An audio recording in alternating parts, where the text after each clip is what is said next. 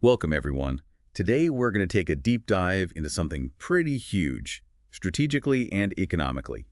India's entry into semiconductor manufacturing. And it's not just another industrial policy, is it? In today's world, electronics and, the silicon chips that power them, they're pretty vital when you say national security is on the line here. You could say that. The conversation is shifting, and semiconductors are looking more and more like the new oil. A potent analogy. You're highlighting the fact that these chips are essential for so many critical sectors, from defense and telecommunications all the way to AI and advanced computing, secure access, and ideally domestic production. Those are big geopolitical wins for any country. That's a great point. To really understand what's driving this, let's take a look at India's import situation. In fiscal year 2024, net electronic imports hit $60 billion. Wow. Yeah, a big number, right? Wow. It's 25% of their total trade deficit, second only to crude oil, which sits at 39%. So we're talking about massive domestic demand and a heavy reliance on those international supply chains. Definitely. And that reliance, it creates vulnerabilities, doesn't it? Not just economically, with all that foreign exchange flowing out, but also strategically. Imagine critical sectors suddenly facing supply disruptions. Exactly. That's the context we need to keep in mind when we look at India's move into semiconductor manufacturing. We're here to dissect the strategic thinking behind it, the government's policy framework, the progress they've made, and what it all could mean for the global tech and economic landscape. We are already witnessing significant capital deployment in the sector within India, I might add. Oh, absolutely. We're talking about $18 billion already being invested, which includes setting up those chip fabrication plants and ATMP or OSAT operations, those advanced testing and packaging facilities. So let's get down to it. What's the strategic imperative here? Why is India so determined to get into this complex and capital-intensive field? It's multi-layered, really. As we said, the chip is the new oil idea is a big part of it. The global electronics industry, worth around $2.5 trillion in FY23 and projected to grow significantly. It's all built on semiconductors. They're the essential building blocks for so many technologies, things that are not just economically important, but, as we discussed, crucial for national capabilities. Things like artificial intelligence, 5G, and the upcoming 6G networks, the Internet of Things, the booming electric vehicle market, all of these need advanced semiconductor technology. Exactly. And the Indian government knows this. Their target is ambitious to increase domestic electronics production almost fivefold, from $115 billion in FY24 to $500 billion by FY31. That's a compound annual growth rate of around 23%, if my math is right. Yeah. A huge leap forward. But one thing we need to consider is the level of domestic value creation within their current electronics manufacturing setup. You touched upon that earlier. Yes, absolutely. It's key to understanding their strategy. India has a significant presence in semiconductor design, around 20% of the global workforce, and their assembly operations have grown, but the value they add domestically is still pretty low, around 18–20%.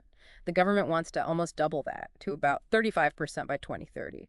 That means establishing more complex and technologically advanced manufacturing processes right there in India.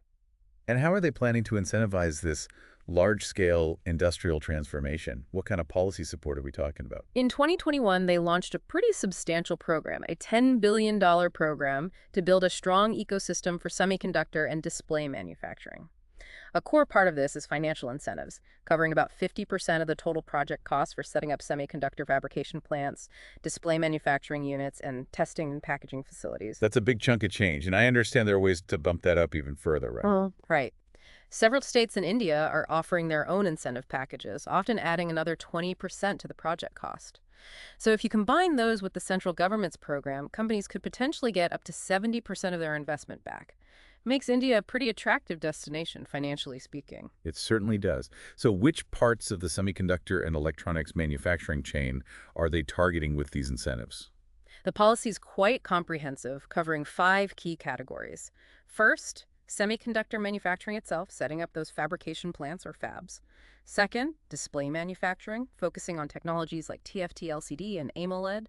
Third, producing compound semiconductors, silicon photonics, sensors, and discrete semiconductor components. Fourth, and we've mentioned this before, the ATMP OSAT sector, the assembly, testing, marking, and packaging, which are critical downstream operations. And finally, design-linked incentives supporting startups and established companies in chip design. So it's a holistic approach, aiming to boost the entire semiconductor value chain, not just one stage. But are there any specific operational or investment criteria companies need to meet to qualify for these incentives? Yes, there are thresholds to ensure that the projects are of a certain scale and commitment level. For fabs, for example, they need a minimum capacity of 40,000 wafers per month using 12-inch wafers and a minimum investment of around $2.5 billion. Display fabs have capacity requirements based on the generation and technology of the displays they're making.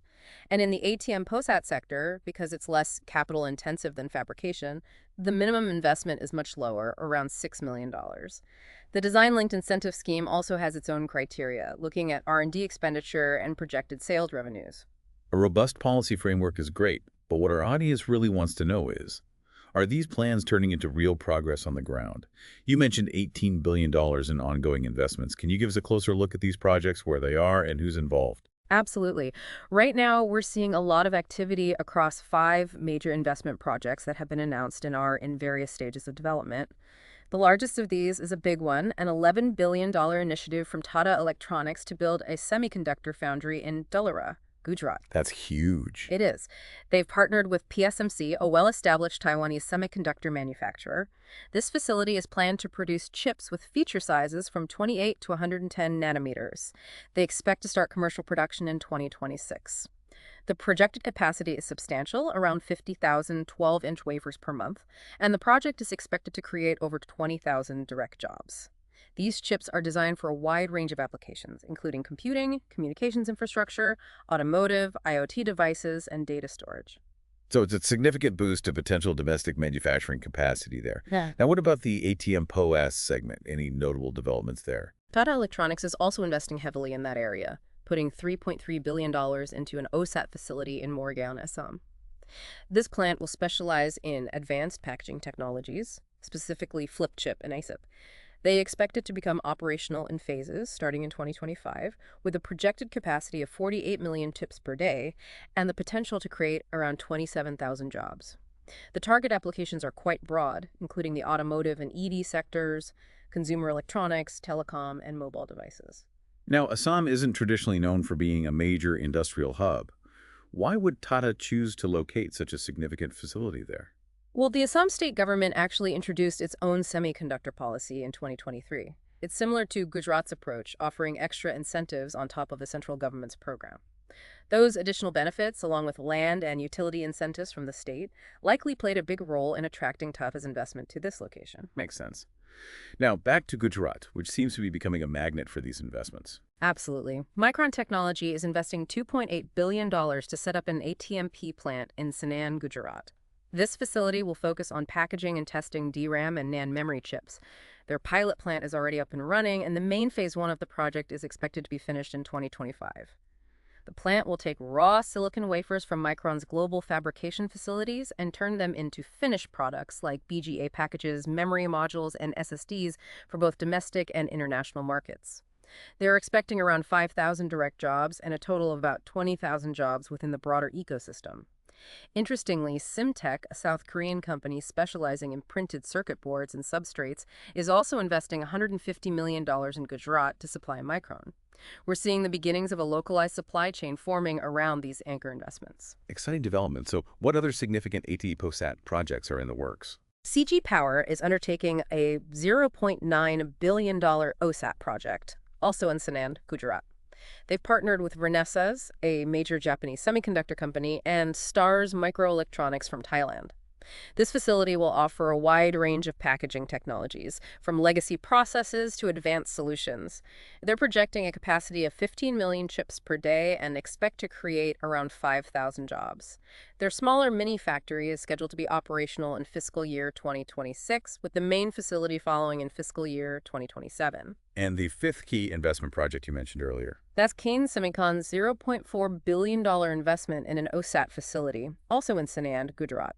They'll focus on wire bond and substrate-based packaging technologies, aiming for a capacity of 6 million chips per day. They're expecting to start operations in the fourth quarter of fiscal year 2026 and have partnered with Globetronics from Malaysia and Aptos Technologies from Taiwan for technology collaboration. It's interesting that Gujarat has managed to attract around 80% of these initial investments. What's driving this concentration? Gujarat has been very proactive and strategic about attracting investments in this high-tech sector.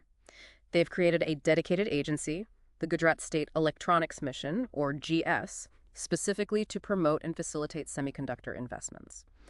Their semiconductor policy offers an additional incentive, essentially a 20% subsidy on the total project cost, on top of the central government's incentives.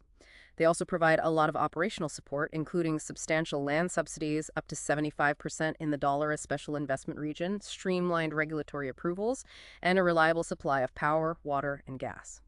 Plus, the state's already strong manufacturing ecosystem and well-developed logistics infrastructure are big draws for companies looking to set up operations there. We've also heard about Uttar Pradesh making a push to attract semiconductor-related investments. Where do they stand in this emerging landscape? That's right. Uttar Pradesh, which already has a significant electronics manufacturing base, especially in mobile phones, launched its own comprehensive semiconductor policy in 2024. They're offering an even bigger additional incentive than Gujarat, up to 25% of the project cost, along with other benefits like rebates on land acquisition and exemptions from electricity duty.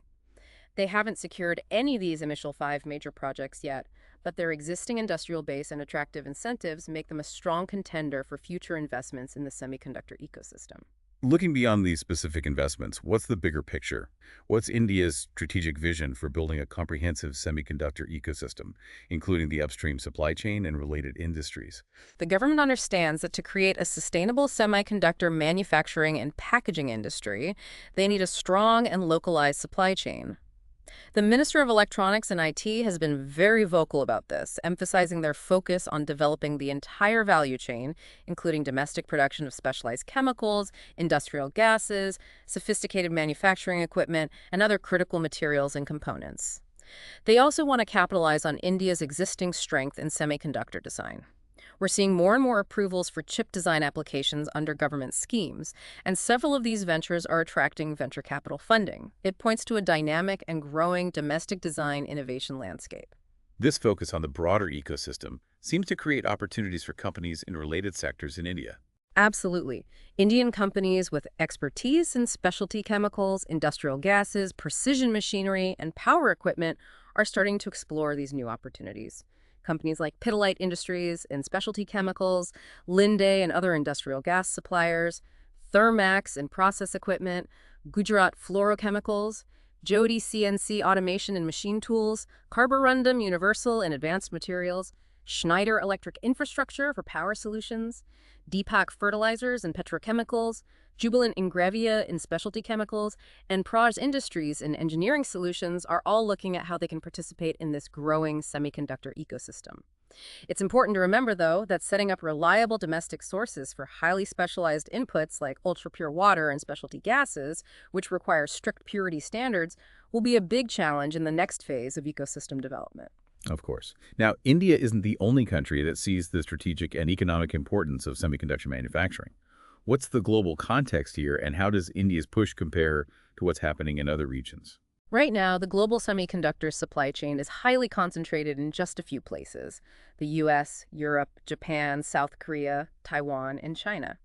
But a lot of countries are now realizing the strategic importance of this sector, especially after the vulnerabilities that have come to light in recent years. We're seeing a global subsidy race to attract semiconductor manufacturing capacity. We've seen big announcements and financial commitments like the U.S. Cheap Yes Act and similar initiatives in Europe and Asia. Can you give us some context on the scale of these global efforts? Sure. The U.S. CHIPS Act has authorized around $39 billion in direct subsidies for semiconductor manufacturing, on top of funding for research and workforce development. The European Chips Act aims to mobilize over 43 billion euros in public and private investment across the semiconductor value chain. Japan has committed over $65 billion in government support, while South Korea has announced an even larger package of around $250 billion. And China has its own ongoing incentive policies, estimated to be around $143 billion. Compared to those numbers, India's initial $10 billion program seems smaller. How does India's overall proposition stack up in terms of attracting semiconductor manufacturers? While the total financial commitment from India might be lower than some of these other initiatives, the subsidy they offer per project can be very competitive. As we discussed, with combined central and state government incentives, the total support can reach up to 70% of the project cost, which is very significant. Also, unlike some countries that focus mainly on attracting cutting-edge semiconductor fabrication, India's policy is technology agnostic. They also offer substantial incentives for testing and packaging facilities, which are crucial parts of the supply chain. This more holistic approach could give India a unique position globally. And the global trends towards supply chain diversification and concerns about trade protectionism, could those also work in India's favor? Absolutely. Semiconductor companies are realizing they need manufacturing capabilities in large and growing end markets like India. It's a strategic way to mitigate risks related to geopolitical uncertainties and potential disruptions to global supply chains, including tariffs and other trade barriers. So zooming out a bit, what are India's main strengths as they embark on this journey? And what are the biggest challenges they'll need to overcome to succeed in the semiconductor sector? India has a few key strengths. The government's strong policy support and significant financial incentives are big drivers. The rapidly growing domestic demand for electronics is a huge plus. And the active involvement of large, well-funded Indian corporations like Tata adds credibility and financial stability to these projects. India also offers competitive manufacturing costs, a large and growing pool of skilled design talent, and increasingly strong strategic ties with Western nations. Those are some serious advantages. But what are the main hurdles they face? The challenges are real too. India's supply chain for critical inputs, things like silicon wafers, high-purity gases, specialty chemicals, and ultra-pure water, is underdeveloped and relies heavily on imports. They also have a limited pool of experienced talent in advanced chip manufacturing processes. And of course, they face fierce global competition from established players with decades of experience and technological expertise. Finally, the semiconductor industry evolves so rapidly that they'll need to constantly invest in R&D and be able to quickly adapt to new manufacturing techniques. The talent gap seems particularly critical. Are there any specific initiatives or partnerships to address this challenge? Yes, there are. Recognizing the importance of workforce development, companies like Tata and Keynes have signed MOUs with leading equipment suppliers like ASCT for specialized training programs. Micron has partnered with educational institutions like NNM Tech to develop relevant curricula and training facilities. And the government is actively encouraging collaborations between industry, universities, and research institutions to create specialized educational programs and skill development initiatives specifically for the semiconductor sector. It's interesting to see how India is approaching this. This whole situation reminds me of how India transformed another complex manufacturing sector, the automotive industry. Are there any lessons or parallels we can draw from that experience? The development of India's automotive sector is a great comparison. In the early 1980s, the Indian auto industry was small, outdated, and reliant on imports. Despite initial struggles attracting foreign technology and investment, the government's strategic policies and the steady growth in domestic demand led to a remarkable transformation. Suzuki's early partnership with Maruti Udyog was a key catalyst. Today, India is the fourth largest producer of passenger vehicles globally and a major exporter, even though their initial success wasn't based on cutting-edge technology. So the takeaway might be that India doesn't need to jump straight to the most advanced semiconductor technologies to be successful in this sector. Exactly. It might be more pragmatic and sustainable to start with a focus on well-established technologies and cost-effective solutions that cater to their large domestic demand. It's worth noting that about 56% of the global wafer manufacturing capacity is still at 34 nanometers or larger, which aligns with the technology focus of some of the announced Indian projects. Tata's $11 billion 28-110mm fabrication plant might be much smaller than giants like TSMC, but it's comparable in scale to companies like GlobalFoundries and Infineon, showing a strategic alignment with a substantial part of the global market. This has been a really informative discussion. Can we recap the key points for our audience? Sure. India is making a determined and strategically important move into semiconductor manufacturing. It's backed by strong government policies, significant financial incentives, and substantial investments in both semiconductor fabrication and ATMP OSAT facilities. They're also prioritizing the development of a comprehensive domestic ecosystem, recognizing that a strong local supply chain for materials, equipment, and talent is crucial for long-term success in this sector. And for our audience, those experienced professionals, from financial institutions, hedge funds, investment banks, research firms, policymakers, and other key decision makers, what's the key message? This is a dynamic landscape in India, and it presents a real opportunity to understand the shifts happening in global technology supply chains. Identifying related investment and strategic opportunities both in India and globally will be crucial in the coming years. It's important to watch the progress of these initial projects, the growth of supporting industries, and the broader geopolitical implications of India becoming a semiconductor manufacturing hub. Finally, a thought for our listeners to ponder. Given India's track record of transforming complex manufacturing sectors, and considering the current global dynamics and the strategic importance of semiconductors, what could be the biggest, perhaps unforeseen, impact of India's entry into semiconductor manufacturing on the global technological and economic order over the next decade? It's definitely a question worth thinking about. Thank you for joining us on this deep dive. It was a pleasure to be here. Thank you.